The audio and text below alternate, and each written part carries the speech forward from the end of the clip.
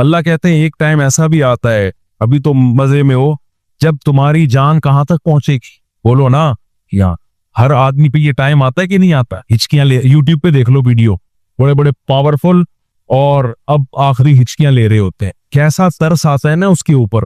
हिचकियां ले रहा होता है आदमी, कोई कलमा पढ़ रहा होता है, किसी की आंखें पथरा रही होती हैं और बड़ी हसरत से लोगों को देख रहा होता है। फलौला इज़ा बलगतिल हुल्कुम व अंतुम हीनइज़िन तंजुरून। अल्लाह कहते हैं तुम बड़े बड़े ताकतवर लोग उसके करीब खड़े होकर उसको देख रहे होते हो कि अभी इसकी रूह निकलने वाली है। तरजिऊनहा इन कुंतुम सादिकीन। तुम उसकी रूह को लौटा दिया करो। तुम्हारे पास पैसा भी है, तुम्हारे पास हुकूमत भी है, तुम्हारे पास अमेज़न में तुमने बड़ा बिजनेस भी किया हुआ है। अब क्या किया, अगर तुम्हारी साइंसी तरक्की भी है तो थोड़ी देर के लिए क्या कर लो भाई, उसकी रूह को क्या कर लो। तुम भी हसरत से देख रहे होते हो कि हमारा प्यारा हमारे सामने दुनिया से जा रहा। ये तो तुम्हारी 2 टके की औकात है। अल्लाह हमें हमारी औकात बता रहा है। मेरा ख्याल है बात समझ में आ नहीं रही आप लोगों। मेरे अंदर तो भाई इतने ही फेफड़े हैं जितना मैं समझ। मुझे गुस्सा इसलिए आ गया कि पहले भी जिना होता था, कम छुपते थे लोग कि पकड़े ना जाएं। अब पूरी पूरी यूनिवर्सिटियों में लड़के लड़कियों की बसें भर भर के जा रही हैं तफरी के लिए। बाप खुद इजाजत दे रहा है, भाई तुम्हारी अपनी लाइफ है बेटा, तुम अगर भंगन चमारन बनना चाहो तो हम कौन सा शरीफ लोग हैं, हम भी भंगी और चमार हैं। बज़बान हाल वो ये कह रहा होता है। समझ में नहीं आ रही। इज्जतदार आदमी कभी अपनी लड़की को किसी गैर मर्द के साथ जाने नहीं दे। कहेगा मैं मर जाऊंगा, दुनिया को क्या मुंह दिखाऊंगा मैं। लेकिन अब उसको पता है दुनिया को मैं मुंह दिखाऊंगा, दुनिया भी मेरी तारीफ करेगी। बड़ा लिबरल किस्म का बाप है माशाल्लाह। अपनी बेटियों पे कोई किसी किस्म का कंट्रोल ना है, ना रखना चाह। डांस कर रहे हैं अपनी बेटियों के साथ, नाच रहे हैं अपनी बेटियों के साथ, लाइक्स मिल रहे हैं उनको, लोग शेयर कर रहे हैं माशाल्लाह। जो बाप मुहाफिज था बेटी को हया सिखाने का, वही बेटी की हया निकाल रहे हो। ब्रॉड माइंडेड बाप है। कपड़े उतारो भाई इसके लोगों के सामने, बहुत ज्यादा ब्रॉड माइंडेड। गोरा को तो चटियां पहन के उनकी बेटियां उनके बाप के सामने नाचती हैं। ब्रॉड माइंडेड बनना है तो पूरा बनो ना। ये मुनाफिकत कैसी है। अगर गलत है तो फिर, अगर गोरा गलत है तो फिर ये अमल भी गलत है जो यहां हो रहा है। शादियों में नाच रही हैं बहनें भाइयों के साथ, तो नाच गाने पहले भी होते थे। थोड़ा हया थी, तमीज थी लोगों में कि किसके सामने नाचना है और किससे अपने नाच को छुपाना है। लेकिन अब क्या हो रहा है, गैरत खत्म। वही बात है, जब आखिरत पर ईमान खत्म होगा, जब अल्लाह के सामने जवाब देने का खौफ ही खत्म हो गया, तो फिर जो चाहे करते फिरो। तो कुरान कह रहा है एक वक्त आता है जब तुम्हारी जान कहां पहुंचती है, हलक में, और तुम देख रहे होते हो। वनहनु अक़रबु इलैहि मिनकुम। अल्लाह कहते हैं जितने तुम अपने अजीज के करीब खड़े होते हो ना हसरत से, हम तुमसे भी ज्यादा उसके करीब होते हैं और उसकी कैफियत को जानते हैं। फलौला इन कुंतुम गैर मदीनीन। अल्लाह कहते हैं अगर तुम ये समझते हो तुम्हारे ऊपर किसी का कंट्रोल ही नहीं है, आजाद हो, बड़े पावरफुल हो, तरजीऊनहा इन कुंतुम सादिकीन, तो आज अपनी ताकत का इस्तेमाल करो। ये तो तुम्हारा अजीज है, तुम्हारा माशूक है, इसकी जुदाई तो तुम बर्दाश्त कर नहीं सकते, इसको मरने से रोक लो। फिर सारे डॉक्टर आजिज आ जाते हैं कि नहीं आ जाते। सारे डॉक्टर क्या कह देते हैं, भाई हमारे बस में नहीं। मैं आगा खान में था, अचानक चीखों की आवाज आई ना, अचानक औरतें मर्दों की चीखों की आवाज है। मैं एकदम डर गया, क्या हुआ। पता चला जी इनके वाले साहब, उनकी डेथ हुई। आए थे थोड़ी देर पहले, बिल्कुल ठीक ठाक थे बिस्तर पे, अचानक कोई हार्ट अटैक हुआ या ब्रेन हेमरेज जो क्या हुआ बहरहाल। तो वो उनको तवक्को नहीं थी कि हमारा बाप ऐसे भी जा सकता है। तो बच्चियां भी रो रही हैं। मैंने कहा यार ये देखो, कि मैंने ऐसे मौत के बहुत सारे वाकयात देखे। गली में गुजर रहे, चीखो पुकार की आवाज आई, क्या हुआ भाई, पता चला जी डेथ हो गई। कितने कितने साल रिश्ते आपस में टाइम गुजारते हैं और जुदा होने में चंद सेकंड भी बोलो नहीं लगते, और फिर रोते 3-4 दिन तक ऐसे हैं जैसे बड़ा गम हुआ है, और 3-4 दिन के बाद 20-20, 30-30 साल पुराने रिश्तों को ऐसा भूलते हैं जैसे जिंदगी में कभी रहना नसीब ही नहीं। ये है वो दुनिया जिसके पीछे इंसान किसको नाराज कर रहा है, खुदा को नाराज कर रहा है। तो कुरान कहते हैं इसकी जान लौटा के दिखाओ। फअम्मा इन कान मिनल मुक़र्रबीन। अल्लाह कहते हैं अब ये मेरे पास आ गया है, अब ये तुम्हारी कस्टडी से निकल गया। अब मैं बताता हूं इसके साथ क्या होने वाला है, समझ रहे हो ना। अब इसका खुद अपने ऊपर भी कंट्रोल नहीं। अब तक तो ये तुम्हारे साथ बहुत कुछ कर रहा था, फला को ऊपर चढ़ा दिया, फला को गिरा दिया, फला को ये कर दिया, फला को ये कर दिया, किसी को गाली दे दी, किसी को सदका खैरात कर दिया, अब तो ये कर रहा था।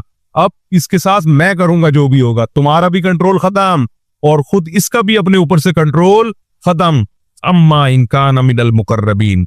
अल्लाह कहते हैं या तो ये नेक लोगों में से था, सारी जिंदगी इसने मुझे याद रखा, मेरे अहकाम को फॉलो किया, फरौहुं व रैहान, तो इसके लिए खुशबुएं हैं, व जन्नत नईम, और खुशखबरियां हैं हमेशगी के बागात की।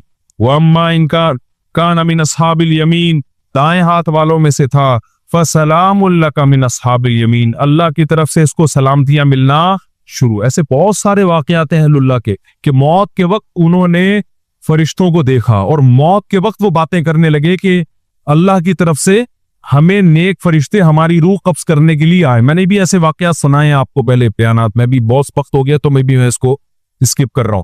बहुत ऐसे वाकयात हैं, शुहदा के बहुत वाकयात हैं। मेरे वालिद साहब ने बताया कि कारी साहब हिंदुस्तान में कुरान पढ़ाया करते थे, सारी जिंदगी उनके ना बच्चों को कुरान पढ़ाने में गुजरी। मौत के वक्त ना उनकी जिस्म से रोशनी का गोला निकल के गया। सबने देखा, जितने लोग। हजरत मौलाना शरफ अली थानवी रहमतुल्लाह अलैह, जिन पर आज लोग बड़े उठ पटांग किस्म के इतराजात करते हैं, इनकी जब डेथ हुई है ना, तवातुर से जो उनके करीब लोग खड़े हुए थे, उन्होंने बताया कि इनकी 3 उंगलियों से रोशनी की किरणें निकल रही थी मौत के वक्त, क्योंकि पूरी जिंदगी ना इन 3 उंगलियों से तसनीफ का काम किया है। इनकी सैकड़ों तसानीफ हैं, जिनसे बहुत, अगर मौलाना शफी थानवी रहमतुल्लाह अलैह हिंदुस्तान में ना होते ना, तो आज यूं कहा जाए ना कि मैं भी शायद बिदती होता, तो ये बात गलत नहीं होगी। हिंदुस्तान में जो बिदतों को रोकने में सबसे बड़ा किरदार है वो मौलाना सैफ अली थानवी रहमतुल्लाह अलैह है, क्योंकि तसव्वुफ में इतना गुलूब हो गया था कि 20 किस्म की बिदतें शामिल हो, पीर परस्ती और तसव्वुफ, इस पे इनकी बहुत सारी किताबें हैं और बहुत काम किया इन्होंने, किसी की मलामत की परवाह नहीं की। तो इंतकाल के वक्त क्या था, किरणें निकल रही। ऐसे बहुत सारी करामतें होती है। तो कुरान कह रहा है फरौहुं व रैहान व जन्नत नईम व अम्मा इन कान मिनल मुकज़्ज़िबीन वज़ालिमीन, और अगर गुमराह लोगों में से था तो उसको बता दिया जाता है फनुज़ुलुम मिन हमीम, तेरा ठिकाना खौलता हुआ पानी है जो तुझे पिलाया जाएगा, व तस्लियतु जहीम, और भड़कती हुई आग है जिसमें तुझे दाखिल किया जाएगा। आखिर में अल्लाह इस सूरत में कहते हैं इन्ना हाज़ा लहु हक़्क़ुल यकीन, ऐ लोगो ये जो बातें हम कर रहे हैं इनको सियासी बयान ना समझो, ये यकीनी बातें हैं। फसब्बिह बिस्मि रब्बिकल अज़ीम, अपने रब की किबरियाई बयान करो जो बहुत अजमत वाला है। तो ये सूरे वाक़िया का हासिल है जो मैंने आपके सामने बताया। अल्लाह ने अपनी कुदरत को बयान किया और आखिरत की होलनाकियों को बयान किया। तो भाई ताक रातों में खास तौर पर जहां अपने लिए ये कुछ मांगते हो ना, अल्लाह ये दे दे, ये दे दे, ये दे दे, ज्यादा हिस्सा दुआओं का जहन्नम की पनाह और जन्नत की तलब में लगाया। कुछ भी नहीं है। कुरान में जगह जगह ना एक मज़मून अल्लाह ने बहुत ज्यादा बयान की है कि जब आखिरत कायम होगी ना, तो अल्लाह इनसे पूछेगा कि तुम लोग दुनिया में कितना अरसा रहे हो। अभी तो हम समझते हैं ना एक्चुअली इतनी लंबी उम्र है, दुनिया में रहना है, इतनी लंबी उम्र। आखिरत के मुकाबले में ये ऐसे लग रही होगी एक दिन या आधा दिन दे। क़ाल कम लबिस्तुम फिल अर्दी आददा सिनीन, कुरान कहता है हम इनसे पूछेंगे बताओ तुम दुनिया में कितना अरसा रहे हो, तो वो जवाब में कहेंगे लबिसना यौमन औ बादा यौम, अल्लाह एक दिन या आधा दिन, एक दिन रहे या आधा दिन। और कुरान कहता है कि जब इनको जहन्नम में डाला जाएगा ना, तो जहन्नम के दारोगा इनसे कहेंगे अलम दकुन आयाती तुतला अलैकुम, क्या अल्लाह की आयात तुम पर पढ़ के नहीं सुनाई जाती थी, तुम्हें किसी ने इस आग से डराया नहीं था तुमको। तो वो जवाब में क्या कहेंगे रब्बना गलबत अलैना शिकवतुना, अल्लाह हमें डराया गया था लेकिन हमारी बदकिस्मती हम पे गालिब आ गई। जैसे आप किसी इलाके में जा रहे हो ना और वहां डर होता है कि वहां कोई नुकसान ना हो जाए, फिर भी आप चले जाते हो और पकड़े जाते हो, तो लोग कहेंगे भाई तुझे बताया था कि इस गली में डाकू हैं, तो जवाब में क्या कि यार मेरी किस्मत ही खराब, पता नहीं मुझे हो क्या गया था। यही कहते हैं ना लोग कि यार मुझे बताया भी था गलत है लेकिन मेरी किस्मत ही क्या है, तो किस्मत पे डाल देते हैं। तो जहन्नमी भी क्या करेगा ऐसे मौके पे, किस्मत पे डाल देगा। फिर कुरान कहता है वो जहन्नमी कहेगा रब्बना अखरिजना मिन्हा, ऐ अल्लाह एक दफा तू इस आग से हमें निकाल दे। फ़इन उदना, अगर हम दोबारा इन बुराइयों की तरफ लौटे, फ़इन्ना ज़ालिमून, तो वाकई हम जालिम होंगे। कुरान कहता है क़ाल अख़्सऊ फ़ीहा, अल्लाह कहेंगे जलील होके पड़े रहो इसके अंदर तक। वला तुकल्लिमून, मुझसे कलाम मत करो, क्यों, इन्नहु काना फ़रीक़ुम मिन इबादी, दुनिया में मेरे कुछ नेक बंदे थे जो तौबा कर चुके थे, वो मेरी आयतों पे ईमान लाए और तौबा कर ली और बुराइयों से बचते। फत्तख़ज़्तुमूहुम सिख़रियन, तुम उनका मजाक उड़ाया करते थे। तुम क्या करते थे, बोलो, मजाक उड़ाते। इन्नी जज़यतुहुमुल यौम बिमा सबरू, आज उनके सबर का देखो मैंने कैसे बदला दिया है, जिनका तुम मजाक उड़ाया करते थे। अन्नहुम हुमुल फाइजुन, आज वही कामयाब है। फिर आगे कुरान कहता है कि अफा हसिब तुम अन्नमा खलकनाकुम आबसा, तुमने ये समझ रखा था कि हमने तुमको दुनिया में बेकार पैदा किया। बस मैं 2 मिनट में बात मुकम्मल कर रहा हूं। तुम यानी कैसे बेवकूफ हो कि दुनिया में जब तुम्हें जहन्नम से डराया गया तुमने उसको मजाक समझा। तो क्या तुम ये समझते थे कि खुदा ने तुमको पैदा करके ऐसे ही छोड़ दिया, वो वैसे ही बनाया कि नाइट क्लब में नाचो, शराब पियो, जिना करो, होमोसेक्सुअलिटी की तरफ जाओ, ड्रामे देखो, फिल्में देखो, जो मर्जी करो। तो क्या तुमने ये समझ रखा था? यानी ये तो ऐसी अजीब सी बात है कि इसके लिए तो पैगंबर के आने की भी जरूरत नहीं है। अब आप बताओ, जो आखिरत को नहीं मानता उससे बोले फिर हमारी जिंदगी का मकसद क्या है, तो क्या मकसद बताएगा? बताओ। वो कहेगा भाई एंटरटेनमेंट, रातों को क्रिकेट खेलो, दिन में सोते रहो पड़े हुए, फिर फिल्म देखो, फिर ड्रामा देखो, फिर लड़कियों से छेड़छाड़ करो, फिर सेटिंग करो। पैसा भी इसलिए कमाओ ताकि छेड़छाड़ में आसानी हो जाए। ये जो पैसा कमा रहे हैं ना, अय्याशी के लिए कमा रहे हैं ना, ताकि और जिना हो सके, शराब पिए और मौज मस्ती वाली जिंदगी हो। तो पैसा भी कोई इनका हदफ नहीं है, पैसे से हदफ भी अय्याशी है। तो अल्लाह कुरान में कह रहे हैं कि हम इनसे कहेंगे आफा हसिब तुम अन्नमा खलकनाकुम आबसा, तो क्या तुमने ये समझ रखा था कि हमने तुम्हें ऐਵੇਂ ही पैदा कर दिया? वअन्नकुम इलैना ला तुरजाऊन, और तुम हमारे पास वापस लौट के नहीं आओगे, पैदा करके हमने छोड़ दिया है। फतआल अल्लाहुल मलिकुल हक, अल्लाह कहते हैं अल्लाह इस ऐब से पाक है कि ऐਵੇਂ ही इंसान को बनाए और छोड़ दे के जो चाहे करते रहो। ये तो बहुत बड़ा इल्जाम है। अल्लाह इस इल्जाम से क्या है, बरी है। ऐसा मुजरिम अल्लाह नहीं हो सकता। तो फिर भाई इससे ज्यादा कोई वजाहत हो सकती है अल्लाह की तरफ से? बोलो ना। इसके बाद भी कोई हुज्जत रह गई है? फिर भी अगर मेरे भाई किसी की बदबख्ती आई भी है ना, तो वो जो मर्जी करे। क्या ख्याल, वो गर्लफ्रेंड रखे, वो होमोसेक्सुअलिटी की तरफ जाए, वो नमाजों को जाया करे, औरत है पर्दा करे ना करे, जो मर्जी करना है करो भाई। इसका मतलब क्या है कि दिलों पर क्या लग गई है, मोहर लग। एक इंतहा बिल्कुल बेएहतियाती वाली जिंदगी, दूसरी इंतहा क्या है जो गैर मुस्लिमों की है, इतनी एहतियात के बस मरना नहीं है किसी कीमत, कुछ भी हो जाए, चाहे उस एहतियात में वो जिंदगी जो मौत से भी बदतर हो ना, वो जिंदगी गुजारनी पड़े। अब ऐसी जिंदगी का क्या फायदा जिसमें हर वक्त मौत से डरता रहे आदमी? जिंदगी तो बेखौफ अच्छी होती है ना, सुकून की जिंदगी अच्छी होती है। लाइफ को इंसान एंजॉय करे, हर वक्त फांसी का फंदा लटका रहे, अभी मर जाऊंगा, अभी मर जाऊंगा, अभी मर जाऊंगा, अभी मर जाऊंगा, तभी वो फिर मर ही जाते हैं खुदकुशी करके। हर वक्त मौत का डर। मुझसे बहुत लोग मिलते हैं, अल्लाह ने उनको बड़ी अच्छी सेहत भी दी है, बड़ी दौलत भी दी है, लेकिन कहते हैं यार मौत से बहुत डर लगता है, मर ना जाए। मैं कहता हूं अगर मैं आपको कोई ऐसा वजीफा बता दूं कि आप वो पढ़ के समझो कि मैं नहीं मरूंगा, तो ऐसा मुमकिन नहीं। तो इस डर निकालने का एक ही तरीका है, मौत से दोस्ती कर लो भाई। किसी भी वक्त मर सकते हैं, कोई परेशानी की बात, कोई टेंशन की बात नहीं। आन दो, मौत आ रही है तो आन। हजरत मौलाना तारिक जमील साहब का एक क्लिप देखा था, वो लतीफा सुना रहे थे कि वो मुंशी होते हैं ना गाड़ियों के, एक गाड़ी आके लगती है, लोड होती है, फिर दूसरी का पूछते हैं दूसरी गाड़ी आ गई है, तो कहते हैं आन दे, कहते हैं ना दूसरी गाड़ी कभी आन दे आन दे आन दे, ऐसे कर रहे होते हैं ना पंजाब। वो दूसरी फिर लोड होके आगे जाती है, तीसरी गाड़ी साहब आ रही है, आन दे आन दे आन दे, वो बार बार ऐसे करते हैं। कह रहे हैं वो निकाह पढ़ा रहे थे, दूल्हा यही काम करता था ना गाड़ियों का, तो उससे बोला भाई फला बिनते फला का इतने मेहर में तुमसे निकाह किया, कबूल है? कह रहे हैं आन दे। क्या कह रहे हैं? आन दे। तो देखो वो कितने उसकी आदत पड़ गई ना, उसके लिए नॉर्मल है ये जुमला कि क्या आन दे। बेगम भी जहाँ ट्रक इतने आए हैं तो एक बेगम भी आ जाए, अच्छा है ना, आन दे, वो भी आन दे। तो मौत से नफरत निकालने के लिए ये जरूरी है, और ये जो हम पागलों की तरह एकदम नफसियाती हो गए हैं, ये टेंशन खत्म करने के लिए ये जरूरी है कि जिस मौत ने आना ही है उसके बारे में डरा मत करो, बोलो आन दे।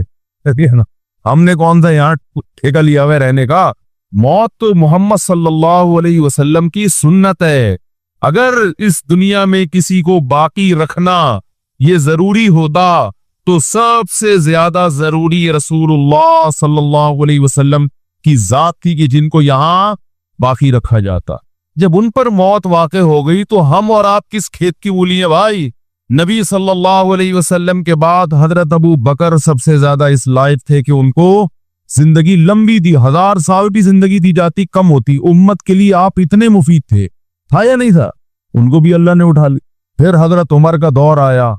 कहा जाता है कि सदियों तक ऐसी हुकूमत किसी ने कायम नहीं की जैसी हजरत उमर ने। और कहा जाता है अगर मजीद कुछ साल जिंदा रहते, पूरी दुनिया में हजरत उमर के दौर में इस्लाम गालिब हो चुका होता, तो उनसे ज्यादा जिंदा रहना किसी के लिए जरूरी था? भाई ज्यादा नहीं, 4 साल और रह लेते, 5 साल रह लेते, 4 साल रह लेते, 3 साल रह लेते। वो 3 साल में वो कुछ कर जाते जो हम सदियों में नहीं कर सके। चलो अगर मरना ही था तो मुकम्मल बूढ़े हो जाते, ठीक है ना, फिर बिस्तर पे चले जाते, फिर इलाज मुआवजा होता। जैसे एक 90-95 साल की उम्र में उस जमाने में उम्रें हुआ करती थी, पूरी अपनी तबई उम्र पूरी करते, जो काम अल्लाह ने लगाए सारे कंप्लीट करके, पूरे करके, मुकम्मल करके, खिलाफत किसी को सौंप के उसको समझा बुझा के भाई इस तरह से चलना, इस तरह से नहीं, सारा सेटअप कंप्लीट करके चले जा। आप अपनी हुकूमत में हैं और नमाज पढ़ा रहे हैं फजर में, और एक मजूसी ने आके चाकू मार दिया, खंजर मार दिया नमाज, और कमबख्त ने खुद भी खुदकुशी कर ली ताकि पकड़ा ना जाऊं, वो मारेंगे मुसलमान मुझे, खुद भी अपने आप को कत्ल कर लिया। वो ऐसा जख्म कि हजरत उमर को शिफा नहीं मिली। जब इलाज हुआ हजरत उमर रजी अल्लाह तआला अन्हु का, तो जो उस वक्त के हकीम थे, तबीब थे, वो मायूस हो गए जिंदगी से, इसलिए कि जो खुराक खिलाई जाती, जो दवा खिलाई जाती, वो जख्मों के रास्ते बाहर निकल जाती। इसकी अलामत थी कि अब ये बचने वाले नहीं हैं। तो भाई इतने बड़े बड़े लोग, इमाम अबू हनीफा चले गए, इमाम शाफी चले गए, इमाम मालिक दुनिया से चले गए, इमाम अहमद इब्न हंबल चले गए, इमाम बुखारी चले गए, इमाम मुस्लिम चले गए, इमाम अबू दाऊद चले गए, इमाम तिरमिज़ी चले गए, अल-बैरूनी साइंटिस्ट चला गया, जाबिर बिन हय्यान जैसा साइंसदान चला गया है भाई, इब्नुल हैसम चला गया। तो ना साइंसी उलूम के रखवाले जिंदा रहे और ना दीनी उलूम को, बड़े बड़े अल्लाह में पैदा हुए साख खत्म। तो आप और मैं किस खेत की बोली हैं? हम ही हैं, बस हम यही रहेंगे, ऐसा नहीं हो सकता भाई। हाँ, ये एक इश्काल होगा कि यार चले गए तो हम भी चले जाएंगे, लेकिन थोड़ा सा एक टाइम होता है जाने का। कोरोना वायरस से जो हम पागलों की तरह भाग रहे हैं, तो मरेंगे हमें पता है, लेकिन ऐसे थोड़ी कि अभी तो हमने देखा क्या है भाई, मर जाए कोई बात नहीं, 85 साल में, 90 साल में, चलो अब ठीक है, अभी दादा बन जाएंगे, परदादा बन जाएंगे, बच्चों की शादियां, बेटियों की शादियां, पोते जवान होते देख लिए, जो कि आजकल नहीं देखे जा रहे क्योंकि शादी इतनी देर से हो रही है, पोता होने से पहले मर जाते हैं लोग। तो लेकिन ये सारे काम कंप्लीट हो के जब आसाब कमजोर हो गए, बिल्कुल ऐसे हो गए कि ना खुद अपने आप को बोझ लगने लगता है, तो अगर मर भी गए तो कोई टेंशन की बात नहीं है। जल्दी क्यों जा रहे हैं? बात समझ में आ रही है कि नहीं आ रही? लोग कहेंगे भाई हम मौत से डरते नहीं है, लेकिन अभी जाने का टाइम, अरे क्या हो गया यार, गलत बातें कर रहा हूं। असल में डर इस बात, अभी हमने देखा क्या है, अभी से क्यों चले जाए? तो देखें, ये तमन्ना बहुत अच्छी है कि थोड़ा लेट जाएं, थोड़ा देर से जाएं हम दुनिया से, ये हर एक की ख्वाहिश होती है, जिंदा रहना हर एक का दिल चाहता है। तो तमन्ना करने पर ना अल्लाह की तरफ से कोई पाबंदी, ना गवर्नमेंट की तरफ से कोई पाबंदी। आपकी तमन्ना हो कि मैं 100 साल जिंदा रहूं, तो गवर्नमेंट की तरफ से भी कोई पाबंदी नहीं। लेकिन ये ग्राउंड रियलिटी है, अमलिल इंसानी मा तमन्ना। अल्लाह फरमाते हैं जिस चीज की तमन्ना करोगे जरूरी नहीं कि वो तुम्हें मिल जाए, तो ये अपने इख्तियार में है ही नहीं।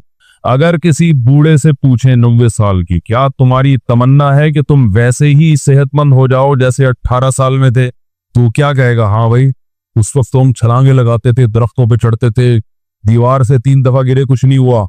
अब तो चलते हुए डरते हैं कि बस अगर गिर गए तो गए। एक साहब मुझे बता रहे थे, बड़ी उम्र के थे, कह रहे हम तो बेटा जवानी में वो दरख्तों पे चढ़ते थे, छलांगे लगाते थे, आजकल के बच्चे हिलते ही नहीं है। मैंने कहा ये टिकटॉक लेके बैठे रहते हैं, ये अपने बुढ़ापे में फख्र करेंगे। हम तो एक एक घंटा गर्दन हिलाए बगैर 20 टिकटॉक देखा करते थे, तुम एक टिक के थक जाते। ये इनका फख्र इस चीज पे होगा, यही होगा ना। हम तो एक घंटा वीडियो गेम खेला करते उंगली से, और लोग वो कहेंगे नई जनरेशन, यार आपके पट्टे उंगलियों के सुभान अल्लाह, आपके अंगूठे, अब्बा आपके अंगूठे 1 घंटा वो सांप वाला खेलने से। अब आता है वो सांप वाला, पहले वो नोकिया में आता था सांप वाला ना, जिसका कोई दुनिया में काम नहीं होता था वो सांप को लंबा करना शुरू कर देता था पहले। हकीकत है ना, फालतू टाइम बहुत है। हम हैरान होते थे यार इनका अच्छा वाला आदमी है। मैं तो देखता था ना नोकिया का जब मोबाइल आया ना, लोग क्या कर रहे होते थे बैठे हुए, सांप वाला। स्टेशन पे बैठे हैं, कोई काम नहीं है, सांप वाला। ओ भाई क्यों कोई काम नहीं है, दर्जनों काम है, आप इस टाइम के लिए रखो। वो सांप वाला खेल रहे हैं, बड़ा जा रहे हैं, बड़ा खुश हो रहे, इतना लंबा हो गया, अब आउट हुआ है, कोई अवार्ड मिल रहा है उसके लंबा करने पर आपको। एक साहब ने घर में बकरा पाला, उसे रोजाना इतने चने खिलाते, दूध पिलाते, वो इतनी जल्दी इतना लंबा हो गया। समझ में आता है यार, बकरा है काट के खाना है, इसे तो ना आपने काट के खाना है, ये तो चाइनीज को भी नहीं खिला सकते ये वाला सांप। या तो सांप पाला हो ना किसी चाइना वाले को बेचूंगा, इत्तेहाद बन के हमारे सामने आ जाएंगे, हमारी पोजीशन खराब हो जाएगी। रूस कौन सा कोई इतना नेक इंसान है वो, लेकिन कुरान कहता है ना, नुवल्ली बाज़ ज़ालिमीन पाज़ा, हम बाज़ जालिमों को बाज़ जालिमों ही के जरिए पिटवाते हैं। महल्ले में एक दादा घूम रहा होता है बदमाशी करता, कमजोर पिट रहे होते हैं, अल्लाह दूसरे दादा को पैदा करके उसको पिटवाते हैं उससे, और फिर कहते हैं तुझे किसी और से पिटवाऊंगा मैं। रूस ने कौन सा अच्छे, अफगानिस्तान में जो बर्बरियत की उसने, किस कानून के तहत अफगानिस्तान में घुसा था, वहां भी अफगानी उसके खिलाफ खड़े हुए और मार मार के भगाया उसको। फिर जो आपके 40-42 मुल्क अभी अफगान तालिबान के साथ लड़के गए हैं, वो किस कानून के तहत आए थे भाई? एक शख्स को पकड़ने के लिए, उसामा बिन लादेन को पकड़ने के लिए आपने पूरी रियासत की ऐसी की तैसी कर दी। तो इनके अपने लिए उसूल कुछ और है, हमारे लिए उसूल बोलो कुछ और है। इसलिए इंसाफ असल कब होगा मेरे भाई? आखिरत में। लेकिन आपकी इत्तला के लिए आखिरत से पहले दुनिया में भी एक दफा होगा, और ये हमारे पैगंबर सल्लल्लाहु अलैहि वसल्लम की बशारतें। जो भी ताकतवर मुल्क थे, इसराइल ने उनको अपने रास्ते से पहले ही हटा दिया। और याद रखो, इसराइल सिर्फ फिलिस्तीन नहीं चाहता है, ये हमारी भूल है। इसराइल ग्रेट इसराइल का कायल है, जिसमें बहुत बड़ा खित्ता है जिस पे वो कब्जा करना चाहता है। ये यहाँ रुकेगा नहीं। अगर आज हम गजा को इसराइल के हवाले कर दें कि चलो दुनिया में अमन आ जाएगा, एक हुकूमत इनको दे दी जाए, चंद लोगों को कंट्रोल, हथियार डलवा के इनको कंट्रोल दे दिया जाए, तो ये आपकी भूल है। कुरान कह रहा है वयसाउना फिल अर्दी फसादा, इनकी फितरत में है कि ये जमीन में हमेशा फसाद मिचाते रहेंगे। जो बात हिटलर ने कही थी वो कुरान 1400 साल पहले कह चुका था। हिटलर ने कुरान में देख के नहीं कही है, हिटलर ने तो मुशाहिदा करके कही थी ये बात। ना मिस्र में लड़ने की ताकत, 3 जंगें हार चुका है, ना लबनान में लड़ने की ताकत, ना उर्दून में लड़ने की ताकत, ना शाम में लड़ने की ताकत। सऊदी अरब और इसराइल के हालात अच्छे होने जा रहे थे, ये वाकया हुआ, सऊदी अरब ने अल्हम्दुलिल्लाह यू टर्न ले लिया। एक अच्छा इक़दाम है सऊदी अरब का, वरना तो ये मसला तब गया था। सऊदी अरब पीछे हट गया, उर्दून पीछे हट गया, बहुत सारे इस्लामी मुल्क जो जा रहे थे कम से कम इस वाकये के नतीजे में पीछे हटे हैं, वो एक स्टेप पीछे की तरफ आए हैं। और अब इतनी जल्दी आगे जा नहीं सकते, इनकी अपनी अवाम नहीं छोड़ेगी इनको। अगर ये आगे की तरफ गए, यहूदियों से इन्होंने दोस्ती लगाने की, इसराइल से दोस्ती लगाने की कोशिश की। मैं बार बार कहता हूं, जब मैं यहूदी का लफ्ज इस्तेमाल करता हूं तो उससे सहयूनी और इसराइली मुराद होते हैं, जो इसराइल को सपोर्ट कर रहे हैं। सारे यहूदी इसमें दाखिल नहीं है। देखें, आप यहूदियों की हिस्ट्री उठा के देखें ना, हमेशा कोई ना कोई ऐसा इन पर मुसल्लत हुआ है जिन्होंने इनकी शरारतों का मजा इनको दुनिया में चखाया है। कुरान से भी ये बात साबित है कि इनको इनकी शरारतों का मजा, अजाब जो है वो दुनिया में मिलता रहेगा। मैं बार बार कहता हूं, हिटलर ने भी इनको अजाब दिया है। हिटलर से पहले भी इस्लामी नहीं बल्कि दुनिया की तारीख में बहुत से हिटलर गुजर चुके हैं जिन्होंने इनकी शरारतों की इनको दुनिया में सजा दी है। हम फिर भी बताएं, हिटलर के हामी नहीं है जो जुल्म उसने किया, लेकिन वो भी इनकी शरारतों से बेजार था। कुरान कह रहे हैं हमने इन पर जिल्लत को दे मारा है। दुनिया में बहुत दफा रुस्वा हुए, ये पूरी दुनिया में मार खाने के बाद ना अपनी शरारतों की वजह से आज अल्लाह ने इनको एक थोड़ी सी हुकूमत दी है। एक छोटा सा कंट्री, आप अगर इसराइल को नक्शे में देखेंगे तो कराची भी बड़ा है इसराइल से। इतना छोटा मुल्क, इतना छोटा मुल्क, और तादाद भी बहुत थोड़ी। अल्लाह ने इन्हें कुछ वक्त पनपने दिया है। अल्लाह ने कहा ठीक है, तुम दुनिया तुम्हारी आखिरी शरारत देख ले, उसके बाद जो मेरी तरफ से तुम पे मार पड़ने वाली है, उसके बाद क़यामत तक तुम दोबारा उठने के काबिल नहीं रहोगे। ये आखिरी जिल्लत का इंतजाम हो रहा है यहूद का। अल्लाह कहते हैं बाज़ जालिमों को बाजों से पिटवाते हैं। मुसलमान ममालिक शिकस्त खा के बैठ चुके हैं, 3 बड़ी जंगों में शिकस्त हो चुकी है।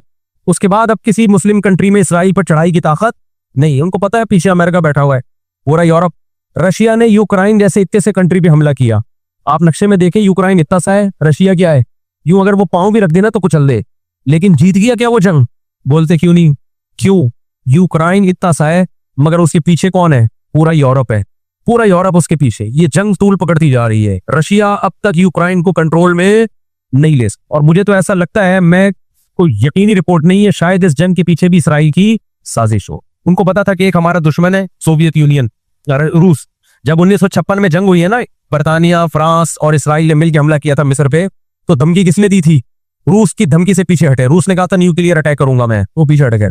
रूस मुसलमानों की खैरख्वाही में नहीं कर रहा था। रूस को ये था कि जब दुनिया का बाप मैं बनना चाहता हूं तो तुम दुनिया के बाप बनने की कोशिश क्यों कर रहे हो? अगर ये बाप बन गए तो उसको पता था हमारी चौधराहट खत्म हो जाएगी। तो अल्लाह एक जालिम को दूसरे जालिम से पिटवाते हैं। तो आज भी रशिया, चाइना वो इसराइल के हक में नहीं। ऐन मुमकिन है अल्लाह मजलूमों की आवाज से ऐसे हालात पैदा कर दे कि इस जंग में बराह रास्त कौन कूद पड़े? सोवियत यूनियन कूद पड़े। और अगर सोवियत यूनियन इस जंग में कूद पड़ा जिसके पूरे पूरे चांस लग रहे हैं, तो फिर ये तीसरी जंग अजीम की तरफ मामला जाएगा या फिलिस्तीन। और फिर दुनिया में जो तबाही होगी ना, तबाही होगी वो मेरे और आपके तस्वुर से भी ज्यादा है। क्योंकि अब तलवारों से या सिर्फ हवाई जहाजों से जंग नहीं होती, अब सबके पास न्यूक्लियर हथियार है, अब एटम बम चलेंगे। तो आज अगर ये इसराइल का हाथ जबरदस्ती रोक लेते हैं तो दुनिया बड़ी तबाही से बच जाएगी। और अगर ये दुनिया इसराइल का हाथ नहीं रोकती और इस जंग को बंद करने की कोशिश नहीं करती, तो भाई जो तीसरी जंग की तरफ मामला जा रहे हैं उसके जिम्मेदार ये लोग होंगे जो दुनिया में तहजीब के ठेकेदार है। यहां तक बात समझ में आ गई कि नहीं आ गई?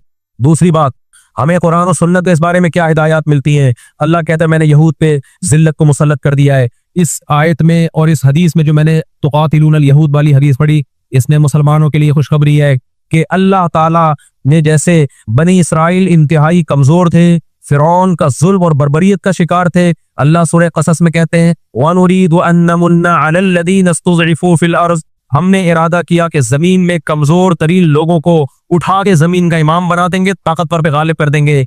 बहुत दफा ऐसा हुआ है, कम मिन फियतिन क़लीलतिन ग़लबत फियतन कसीरतन बिइज़्निल्लाह। अल्लाह कहते हैं दुनिया के नक्शों में जो गालिब होता है, जिसकी फलाह असबाब की दुनिया में यकीनी होती है, मैं बहुत थोड़ी सी जमात को ताकतवर बना के दुनिया का इमाम बना देता हूँ। हमें अल्लाह की रहमत से और कुरान और हदीस की जो बिशारतें मिल रही हैं उससे पूरी पूरी उम्मीद है कि इंशाअल्लाह ये इसराइल की शिकस्त पे और यहूदियों की हमेशा के लिए शिकस्त पे ये इसका नतीजा निकलेगा इंशाअल्लाह। और नबी सल्लल्लाहु अलैहि वसल्लम की वो हदीस पूरी होगी कि तुम्हारी जो बड़ी जंग होगी, नबी ने क्या फरमाया, इस उम्मत की एक जमात हमेशा जिहाद करती रहेगी। ला यज़ालु ताइफतुम मिन उम्मती ज़ाहिरीन अलल हक़, हर दौर में लड़ाई हुई है, जिहाद हुआ है। आप इस हिस्से उठा के कहीं ना कहीं जिहाद हमेशा होता रहे, तो आज भी ऐसा होगा। और बिल आखिर ये मामलात अगर बैनुल अक़वामी दुनिया ने कंट्रोल नहीं किए तो नबी सल्लल्लाहु अलैहि वसल्लम की पेशगोइयां इंशाअल्लाह होंगे। कुछ क़यामत की अलामतें तो जाहिर हो चुकी हैं। हदीस में आता है अर्ज़ हिजाज से एक आग निकलेगी जो ऊंटों की गर्दनों को रोशन कर देगी। ये 7वीं सदी हिजरी में ये आग निकल चुकी है। तकरीबन मुहद्दिसीन का इत्तिफाक है 700 साल पहले 7वीं सदी हिजरी में आग निकली थी बहुत बड़े पैमाने पर अर्ज़ हिजाज में। तो वो एक निशानी हो चुकी है। तो कुछ निशानियां हो चुकी हैं, ज्यादातर निशानियां क्या हैं? बाकी एक निशानी ये थी, हदीस में आता है कि ये जो अरब लोग हैं ना, जो ऊंटों के चरवाहे, बकरियां चराने वाले गरीब गुरबा, यतक़ावलून फिल बुनियान, एक दूसरे से बढ़ चढ़ के बिल्डिंगें बनाएंगे। तो अरब में जो ऊंट चराने वाले, जो इनमें जो करप्ट लोग होते थे, वो तो हाजियों को लूट के गुजारा करते थे। पाँव में चप्पल नहीं होती थी, खुफातन उरातन आलतन, हदीस में आते हैं नंगे पाँव नंगे सर लोग, नंगे बदन लोग। ऐसा नोट छापेंगे, ऐसा पैसा आएगा कि बिल्डिंगों पर बिल्डिंग। तो ये तो दुबई में, आप शारजा में देख लो, सऊदी अरब भी बना रहे, बड़ा शहर आबाद कर रहे, और बुर्ज खलीफा इतनी बड़ी बिल्डिंग बना दी कि उसको आदमी देखता है तो टोपी सर से गिर जाती है उसकी। तो ये भी क़यामत की अलामत थी जो पूरी हो चुकी है। तो कुछ अलामतें तो पूरी हो चुकी हैं, लेकिन बड़ी बड़ी बहुत सारी अलामतें बाकी हैं। तो जिनमें एक बड़ी अलामत है, सबसे बड़ी अलामत तो दज्जाल का ज़ुहूर है, हजरत ईसा का आना है, इमाम मेहदी का आना है, याजूज माजूज का निकलना है, सूरज का मगरिब से निकलना है। तो जब आएंगी तो फिर खुद ही पता चल जाएगा। उसके लिए हम स्टेट से मोहब्बत करते हैं, लेकिन हमारे यहाँ मोहब्बत माँ से भी होती है, बाप से भी होती है, भाइयों से भी होती है, बहनों से भी होती है। नहीं होती है तो होनी चाहिए, अगर नहीं है तो फॉल्ट है आपके अंदर। माजूर भाई को पालना इस्लाम कहता है, वअलल वारिसी मिस्लु ज़ालिक, कुरान की आयत है। क्या जबरदस्त उसूल कुरान ने बयान किया। देखो, का माजूर भाई को पालना गवर्नमेंट की रिस्पॉन्सिबिलिटी नहीं है। गवर्नमेंट का काम यह है कि भाई पाल रहा है कि नहीं पाल रहा, नहीं पाल रहा तो उसको सजा दे, वो केस हो उसके खिलाफ। मिसाल के तौर पर मैं एक मिसाल से बात समझाता। देखो, 3 भाई है और एक चौथा भाई माजूर है। 3 भाई है, चौथा क्या है? माजूर, जो कमा नहीं सकता। शरीयत ये कहती है, बाप नहीं है उनका, फर्ज करो बाप की डेथ हो गई है, शरीयत ये कहती है ये माजूर भाई के पास अगर 1 करोड़ रुपए होते और इसकी डेथ हो जाती तो तीनों भाइयों को विरासत में कितना हिस्सा मिलता? समझो 75 लाख रुपए होते, वो डिवाइड करना आसान है ना, 75 लाख रुपए इस माजूर के पास होते और इसकी डेथ हो जाती तो इस माजूर के तीनों भाइयों को विरासत में कितना कितना मिलता? 25 लाख, यानी 1/3 हर एक को विरासत मिलती। समझते हो? लिहाजा अभी ये मरा नहीं है और गरीब है, 75 लाख नहीं है इसके पास, तो इसका मंथली जितना नान नफका है तीनों भाइयों पे 1/3 आएगा। बात समझ में आ रही है? तीनों भाइयों पे कितना आएगा? 1/3। यानी फर्ज करो इसका माहाना खर्चा जो एक अच्छी स्टैंडर्ड की लाइफ गुजारने के लिए 75,000 रुपए बनता है, तो 25,000 एक भाई देगा, 25 दूसरा देगा, 25 तीसरा देगा। गवर्नमेंट नहीं देगी, ना ना ना, ये कौन देगा? ये तीनों भाई देंगे और खुशी खुशी देंगे। और इनको कहा गया है कि अगर तुम दोगे तो जितना बनता है उससे ज्यादा दो ताकि सिला रहमी का तुम्हें सवाब मिले। इस्लाम मोटिवेट करता है, इस माजूर को पालने पर अल्लाह तुम्हारे गुनाहों को भी माफ करेगा।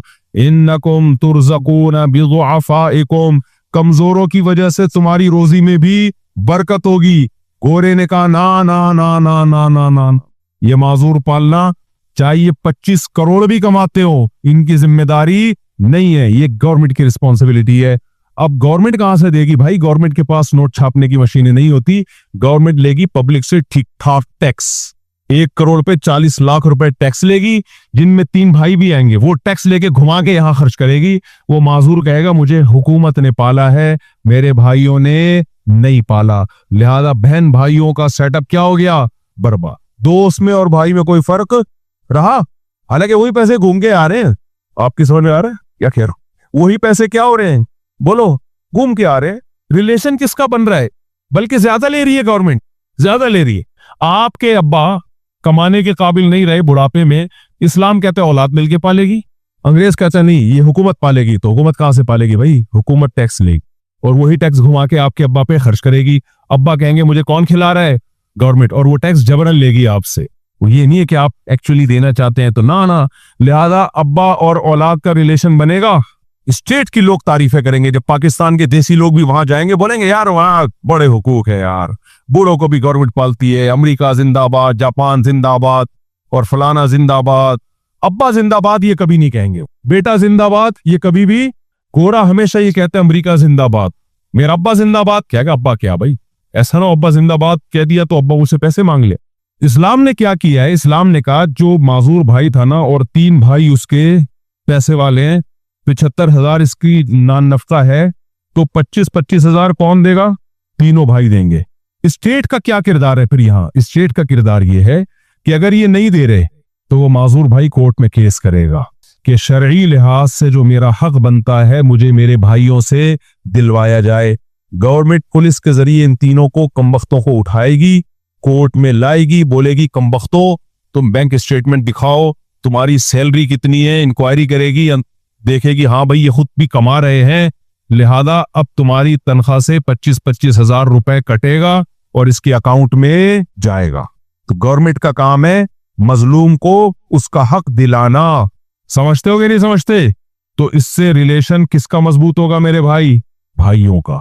अव्वल तो यहां तक नौबत ही नहीं आएगी ना, जब उनको पता है हमारा शरई हक है और हमारे जन्नत कमाने का जरिया है और ये चीज हमारे माल में बरकत का जरिया। इसी तरह बहन भी है, माल में बरकत का जरिया भी बन रहा है। तो नॉर्मली ऐसा होता नहीं है कि ना दे रहे हो, अब अगर दे रहे हैं तो बेदीनी की वजह से दे रहे, नहीं दे रहे।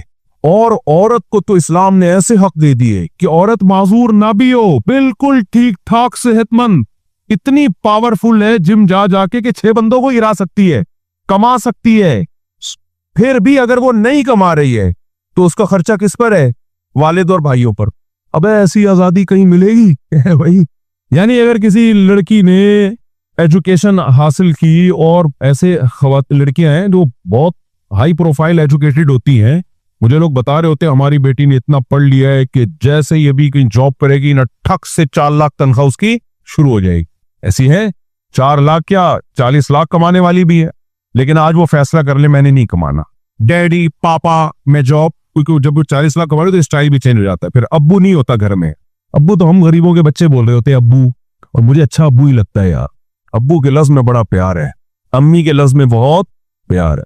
खैर आपकी मर्जी, आप पापा पापा बेकरी का जितना भी सामान है वो आप अपने घर में रखें, हमें कोई इतराज नहीं है, लेकिन अब्बू और अम्मी के लफ्ज को मत छोड़ो यार। अंग्रेजों से मुतासिर मत हो, अब्बू अब्बू ही अच्छे लगते हैं, अब्बू अब्बू ही। अंग्रेजों के होते नहीं है इसलिए उन्होंने थोड़ा सा, यानी इस टाइप के नहीं होते, वैसे तो उनके यहाँ कुछ होते भी हैं, ऐसा नहीं है कि सारे बगैर अब्बू के।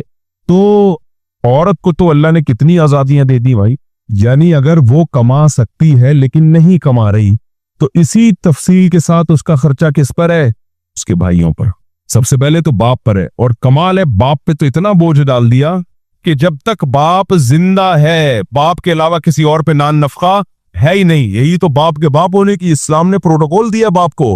देखो अगर माजूर बच्चा है ना, उसका सारा खर्चा बाप पर है, भाई करोड़पति भी हो तो भी अल्लाह कहते किस पर है, बाप पर। बाप ना हो तो फिर भाइयों पर आएगा, या बाप गरीब है कमा नहीं सकता तो आएगा, वरना औलाद के नान नफके में अल्लाह ने बाप के साथ किसी को शरीक नहीं किया। ये बाप के प्रोटोकॉल के खिलाफ है। अल्लाह ने कहा बाप जब मौजूद है तो औलाद की रिस्पॉन्सिबिलिटी टोटली किसके कंधों पर है, बाप के कंधों पर।